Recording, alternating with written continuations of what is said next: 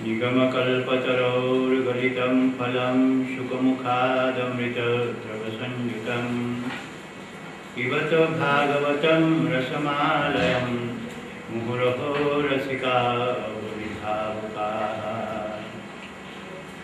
नारायणं नमस्कृत्य नरं चैव नरोत्तमं देवीं सरस्वतीं व्यासं ततो जयमुदीरये। ओम श्री गणेशाय नमः, श्री सरस्वत्यै नमः, श्री सद्गुरवे नमः।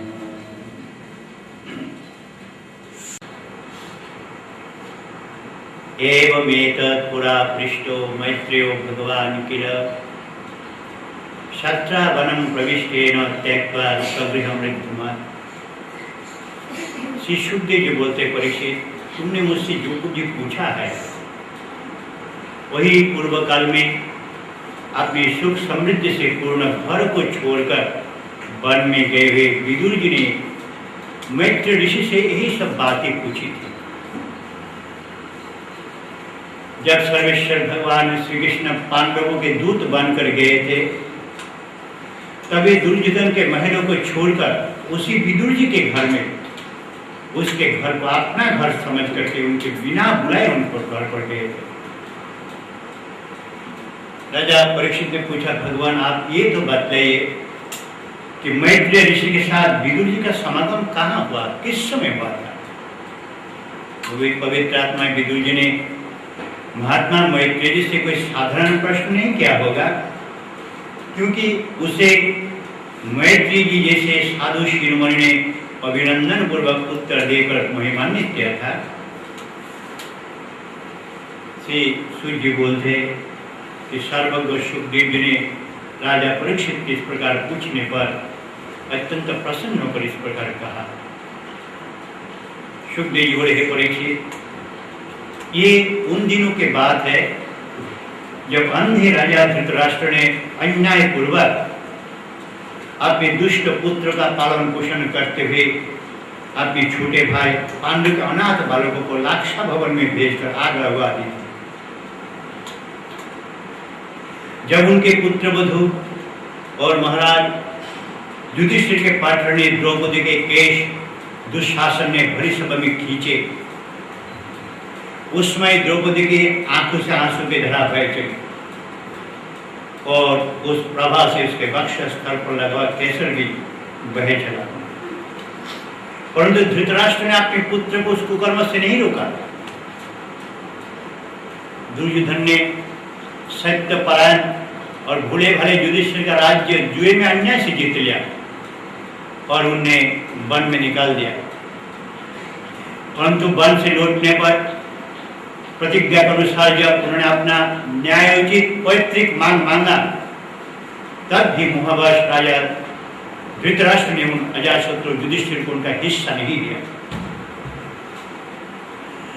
महाराज युधिष्ठिर के भेजने पर जब जगत गुरु भगवान श्री कृष्ण ने कौरवों के स्वाभाविक हित भरे सुमधुर वचन कहे, जो कि भीष्म पितामह आदि सज्जनों को अमृत से लगे थे, परंतु कुरुराज धृतराष्ट्र ने भगवान के कथन को कुछ भी आदर नहीं दिया।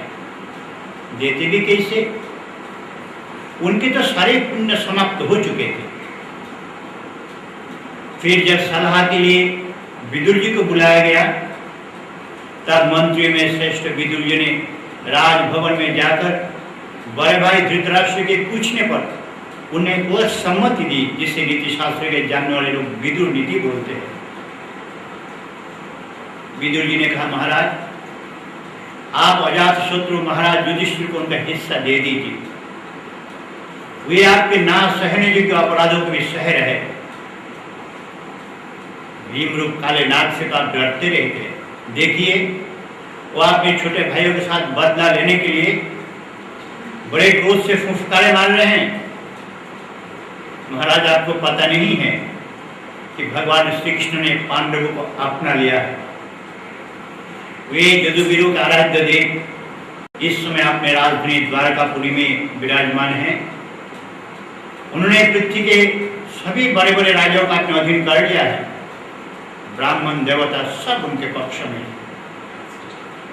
जिसे आप पुत्र मानकर पाल रहे हैं, जिसके हाँ में हाँ मिलाते जा रहे हैं, उस दुर्योधन के रूप में तो मूर्तिमान पाप आपके घर में घुसकर बैठा हुआ है।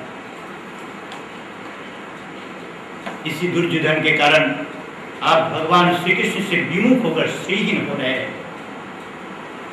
इसलिए महाराज, यदि आप अपना कुशल चाहते, अपना परिवार का कुशल चाहते, अपने राष्ट्र के कुशल चाहते, पृथ्वी का कुशल चाहते, तभी दुर्योधन को तुरंत यहाँ से निकाल दीजिए, तो परिवार परिकर के साथ सारे पृथ्वी का सत्यानाश हो जाएगा।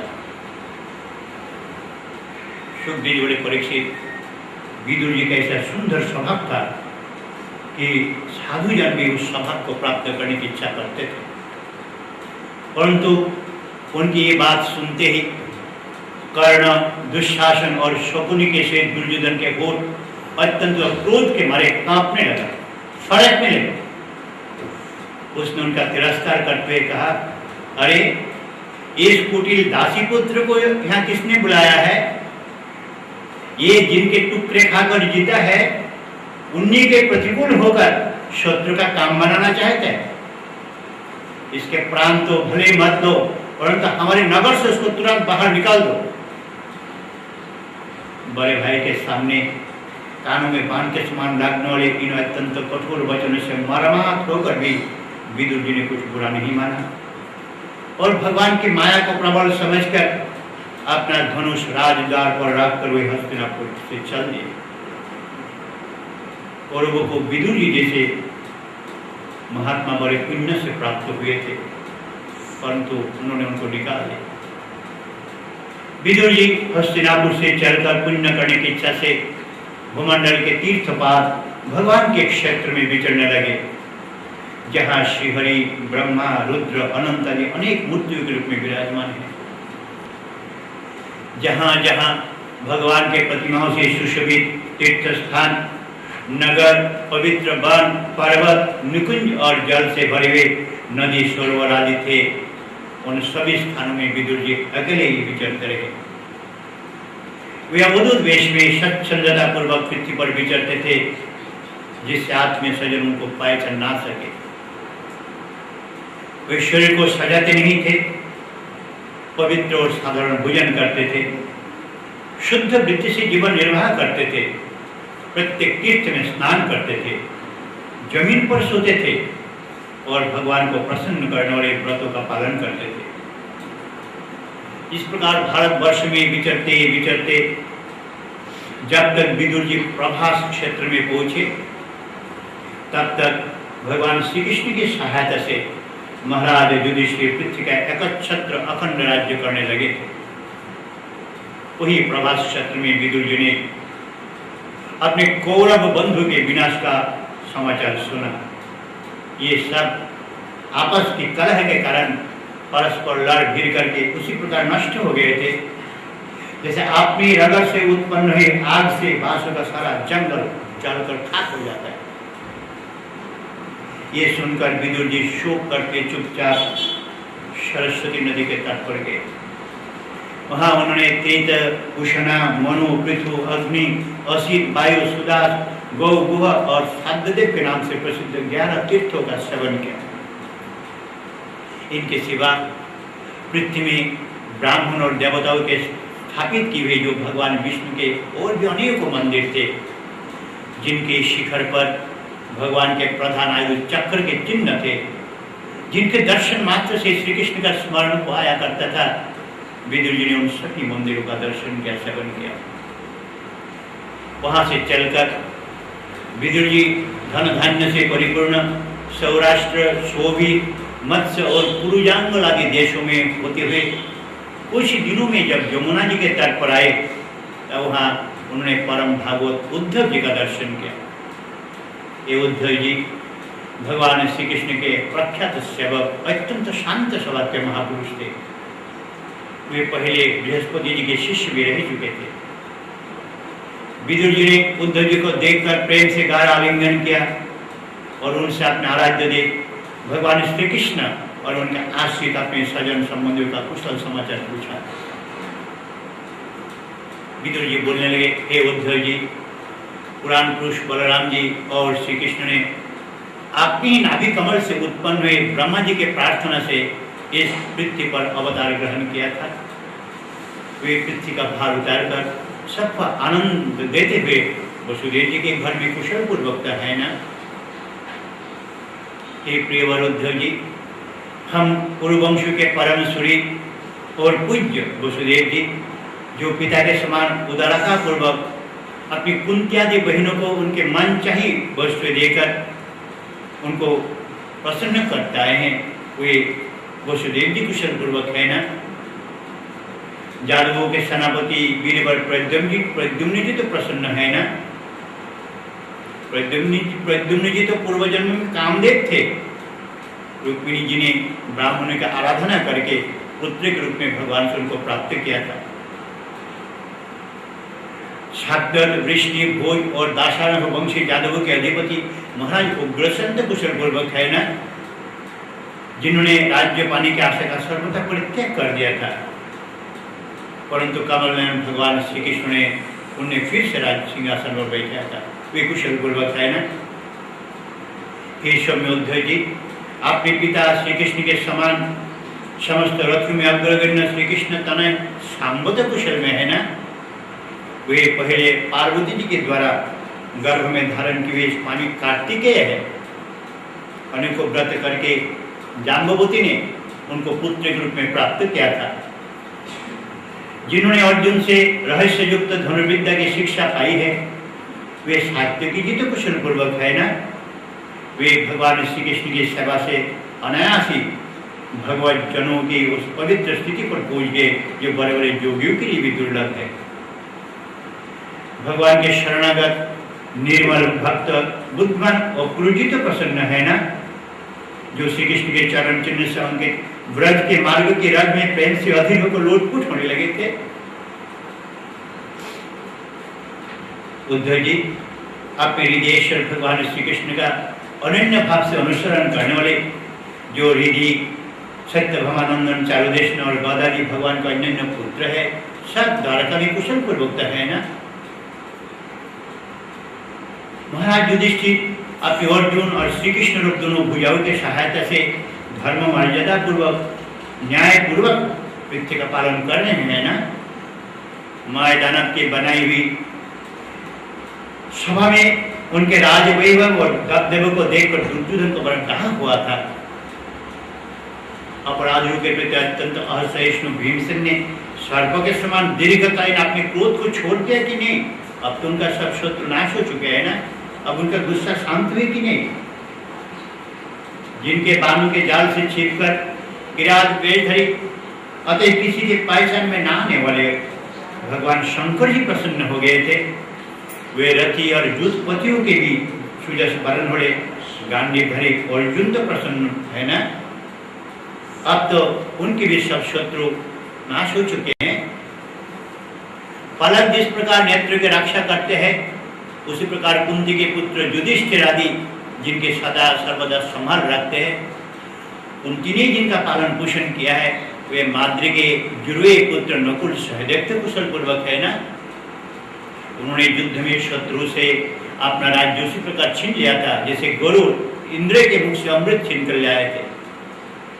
तो मुझे बेचारी कुंती के लिए बहुत दुख होता है। ये बेचारी कुंती तो राजर्षि श्रेष्ठ पांडु के वियोग में मृत प्राय से होकर भी इन बालकों के लिए ही केवल प्राण धारण किए हुए। रथी में श्रेष्ठ महाराज पांडु ऐसे अनुपम वीर थे कि जिन्होंने केवल एक धनुष लेकर अकेले चारों दिशाओं को जीत लिया था। उद्धव जी, मुझे तो अधपतन की ओर जाने वाले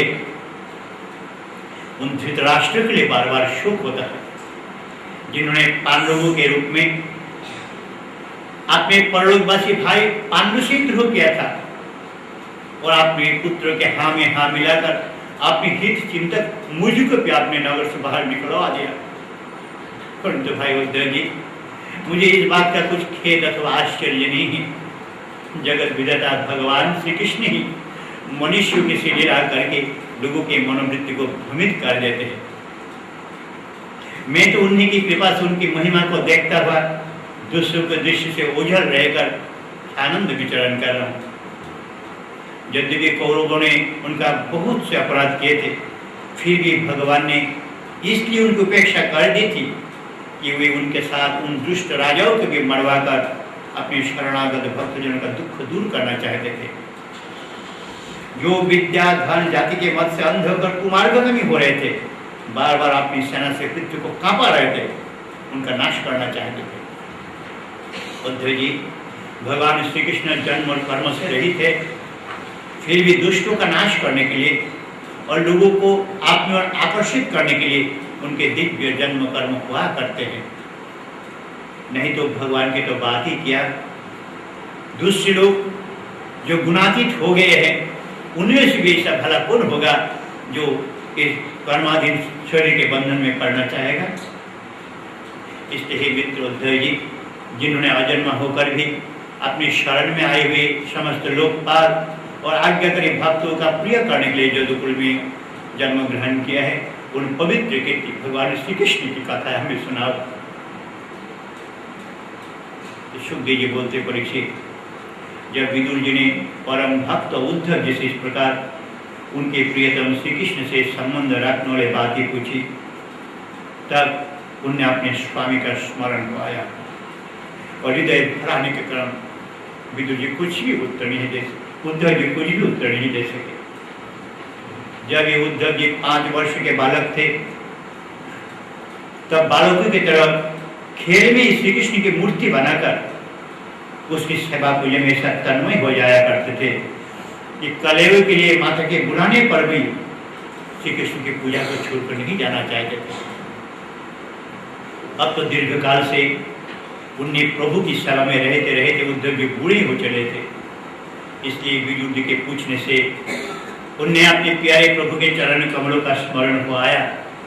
उनका चित्त विरह से व्याकुल हो गया। फिर वे कैसे उत्तर दे सकते थे। उद्धव जी श्री कृष्ण के चरणारविंद मकरंद सुधा से सराबोर होकर दूर भरे तक कुछ भी नहीं भूल सके। तीव्र भक्ति जो से उसमें डूब कर वे आनंद मग्न हो गए। उनके सारे शरीर में रोमांच आया। मुझे नेत्र से प्रेम के आंसू की धारा बहने लगी।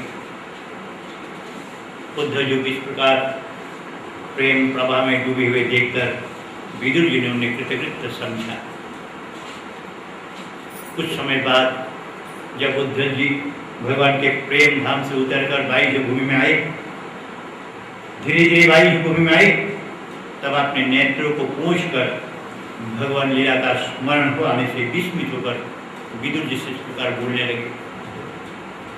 उद्धव जी ने कहा, विदुर जी, श्री कृष्ण रूप सूर्य का अस्त हो गया। श्री कृष्ण रूप सूर्य का अस्त हो गया।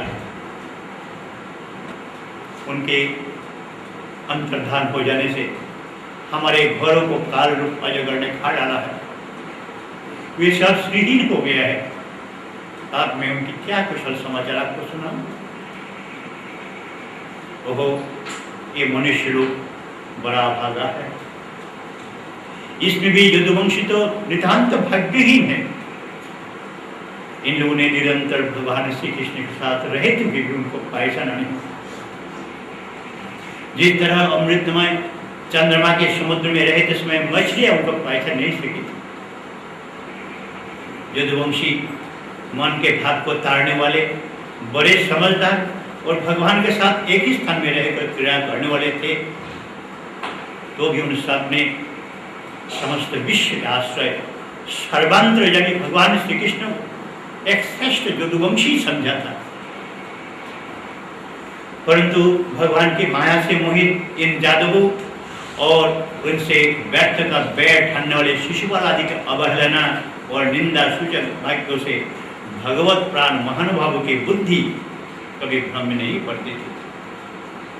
जिन्होंने कभी तप नहीं किया, उन लोगों के भी इतनी दिनों तक दर्शन देकर अब उनके दर्शन लालसा को तृप्त किए बिना ही वे भगवान श्री कृष्ण अपने त्रिभुवन मोहन शिव विग्रह को छिपाकर अंतर्धान हो गए। और इस प्रकार उन्होंने मानो उनके आंखों को छीन कर ले चले।